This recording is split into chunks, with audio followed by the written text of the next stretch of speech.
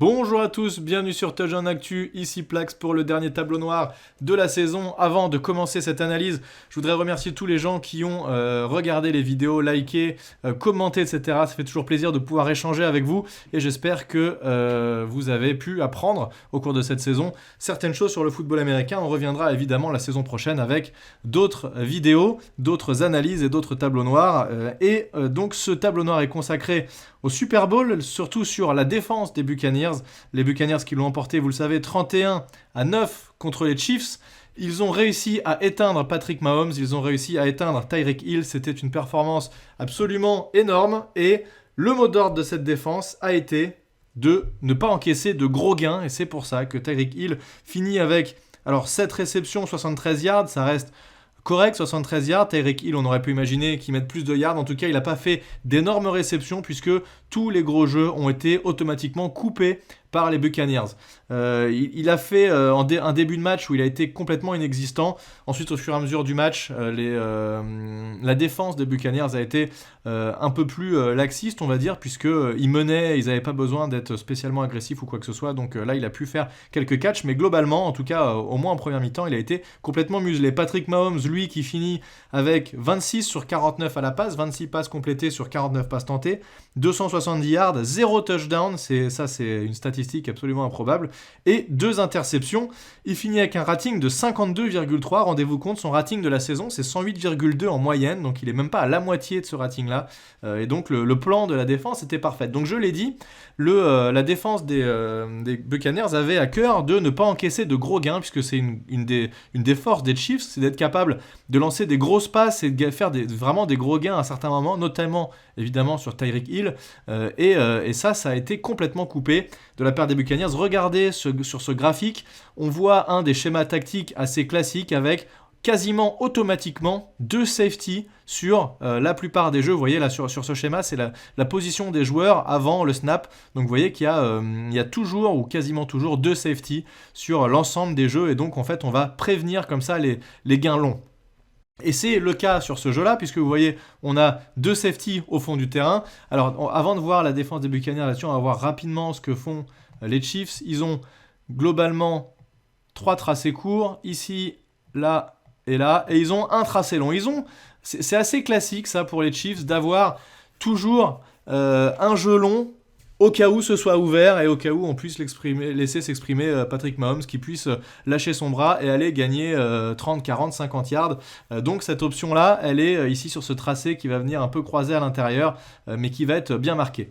Que nous propose la défense du coup des Chiefs ? Eh bien, première chose à voir, c'est qu'ici au niveau de la ligne, à ce moment-là de l'action, on n'est pas trop capable de savoir qui va blitzer, qui ne va pas blitzer. Tout le monde est aligné comme ça. On voit que par contre, on a un seul defensive tackle qui est ici en position 3 points. Le reste, c'est des linebackers. Donc, pas forcément évident de savoir ce qu'ils vont faire à ce moment-là de l'action, mais je vais vous le dire. Il va y avoir ici JPP qui va venir sur l'extérieur. Pareil ici sur l'extérieur. Alors, JPP qui va finalement essayer de rentrer à l'intérieur et qui va se faire bloquer et pousser vers l'intérieur, ce qui va ouvrir une brèche à l'extérieur. Ça, on le verra juste après. On a ici un autre blitz, ici également. Et par contre, ce linebacker-là qui va venir rester en soupape de sécurité et qui en fait va marquer le running back qui va sortir mais qui n'aura aucune incidence sur cette action. Donc on a en tout 4 joueurs qui vont venir mettre la pression sur Patrick Mahomes. Pour le reste, les corners sont en homme à homme, ici, là, là et là, et les safety qui vont venir prendre leur cover 2. Donc je rappelle, cover 2, chacun des safety prend la moitié du terrain, on coupe le terrain en deux et chacun a sa responsabilité avec évidemment priorité au jeu long et ne pas se prendre un ballon au-dessus de la tête. Donc, avançons un peu cette action. Regardez les safety, c'est intéressant, vous allez voir que tout de suite, ils se retournent et là, paf, ils vont chacun prendre leur zone, toujours avec le regard rivé sur le quarterback et les receveurs, mais ils vont dans leur zone. C'est une cover 2 et une cover de man. On l'a vu, les corners restent en homme à homme sur leur receveur.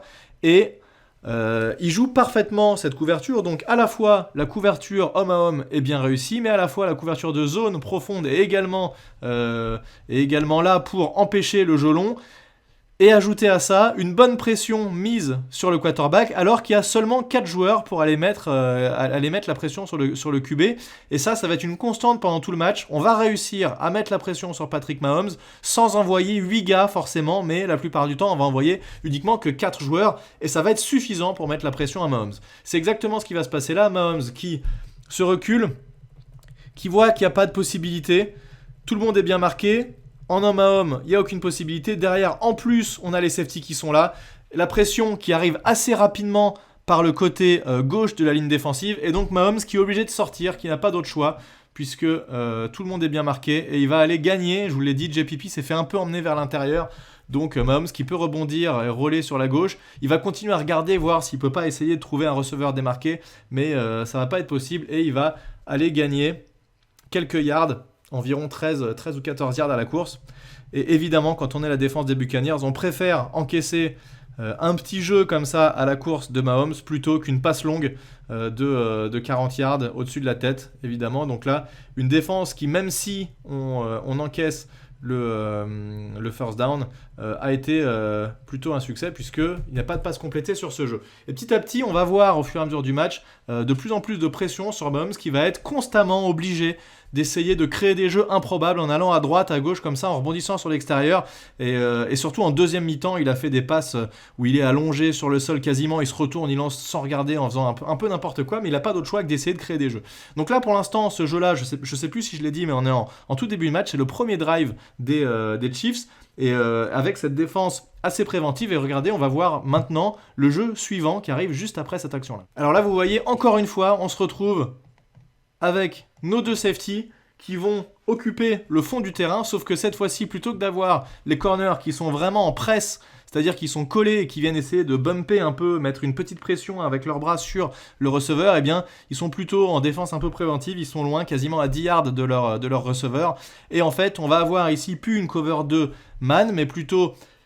Alors une cover de zone a priori, d'après ce qu'on voit à ce moment-là de l'action, mais en fait vous allez voir, je vous montrerai juste après que ça ne sera pas une cover 2, ce sera plutôt une cover 3. Les receveurs ici qui sont plus agressifs cette fois-ci, puisqu'on va avoir deux tracés longs, il n'y en a plus un tracé long, mais plutôt deux à ce moment-là, avec soupape de sécurité, Travis Kelce qui va venir se retourner et essayer de se mettre dans l'interzone ici.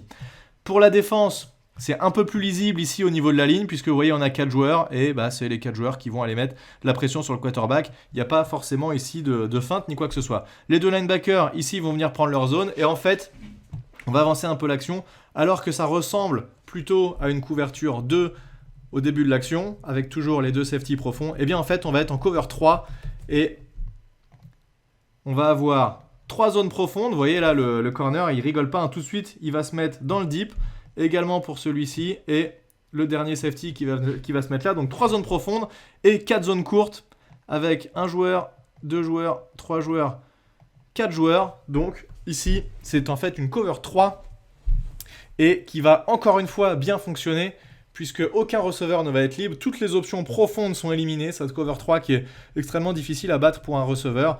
Vous voyez, là c'est assez flagrant parce que surtout sur le corner ici, vous voyez que vraiment, il ne veut pas se faire distancer. Il n'y va pas en reculant tranquillement, en essayant de faire gaffe. Il y va vraiment en se disant, je sprint au fond et jamais de la vie, il passera derrière moi ou au-dessus de moi pour que je me fasse avoir et qu'un ballon arrive au-dessus de ma tête. Donc vraiment, c'est flagrant. Toutes ces actions, les Buccaneers essayent au maximum de ne pas encaisser de jeu au-dessus de la tête et c'est une constante pendant tout le match. Donc là, vous voyez vraiment les 3 zones profondes, les 4 zones courtes. À ce moment-là, on a presque... Là, il est isolé, mais il est entre les deux zones, entre les zones courtes et les zones profondes, Tyreek Hill, mais son tracé qui va aller bien plus profond, il va aller s'emplâtrer dans les safeties qui sont vraiment profonds dans le terrain. Et les 4 joueurs, encore une fois, toujours la même histoire, on couvre correctement les receveurs, et seulement 4 joueurs arrivent à mettre la pression et vont obliger Mahomes à prendre une décision rapide et encore une fois à sortir de la poche pour gagner quelques yards à la course. Cette fois-ci, il ne va pas en gagner 13 ou 12, il va en gagner beaucoup moins. Regardez Mahomes à ce moment-là de l'action, il hésite parce qu'il voit Travis Kelce se retourner, là il hésite, il pump fake et finalement il voit que ça se referme beaucoup trop vite sur lui et donc il n'a pas d'autre choix puisque là la pression arrive. Il va sortir de sa poche, il va aller gagner quelques yards, mais là la défense qui rattaque bien et qui va venir lui mettre la pression tout de suite pour l'obliger à sortir du terrain. Et donc en fait, ces 2 schémas sur 2 actions consécutives du premier quart-temps, c'est quelque chose qu'on va retrouver tout au long du match et pour lesquels les Chiefs ne vont pas vraiment avoir de réponse, avec une défense extrêmement préventive. Et on a vraiment shut down ce point extrêmement fort de la part des Chiefs, qui était de lancer des passes longues. Il n'y a eu quasiment aucun gros gain pendant tout le match.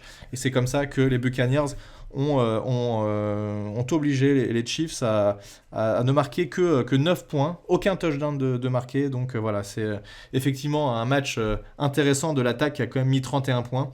Mais si Tom Brady remporte un nouveau Super Bowl, eh bien, il peut remercier très grandement sa défense. Voilà. J'espère que ce petit tableau noir aura été intéressant. Encore merci pour cette saison passée de vidéos et de tableaux noirs. Je vous dis à très bientôt pour de nouvelles vidéos sur Touchdown Actu. A plus tout le monde, ciao! 20, 5, touchdown!